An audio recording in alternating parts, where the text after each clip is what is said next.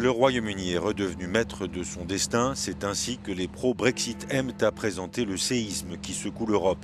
Maintenant que la décision est prise, pour les partisans d'un divorce rapide, il s'agit avant tout d'endiguer une contagion à laquelle le chef du parti europhobe britannique Nigel Farage faisait allusion dès le premier jour.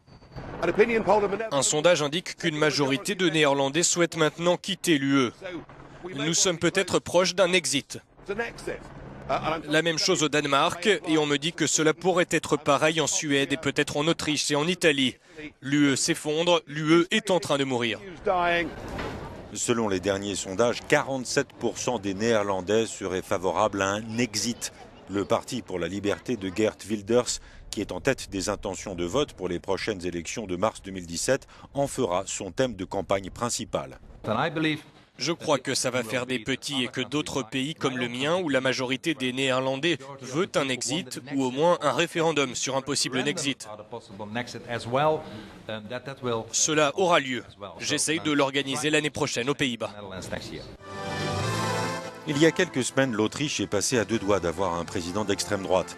Quoique les deux leaders du FPE se défendent de cette désignation, des thèmes récurrents dont l'Europe et l'Union européenne étaient bien l'une des cibles principales de la campagne.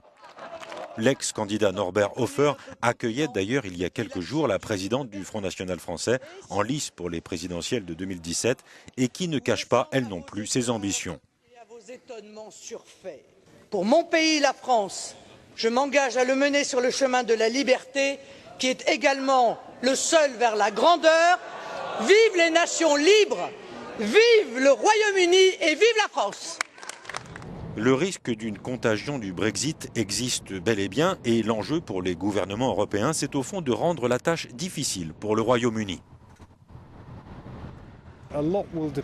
Beaucoup de choses dépendent de ce qui va se passer avec le Royaume-Uni. Et il faut qu'aux yeux du monde, cela ne soit pas trop facile.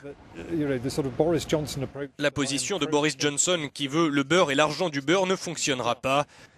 Les leaders européens vont le mettre devant un choix très simple et binaire. D'autres pays européens, pas forcément sous l'emprise de partis populistes, pourraient également être tentés. C'est le cas du Danemark, où l'extrême droite et l'extrême gauche réclament un référendum, mais aussi en Suède, où selon les sondages, le départ de l'allié britannique pourrait bien faire basculer l'opinion en faveur d'un Swedix.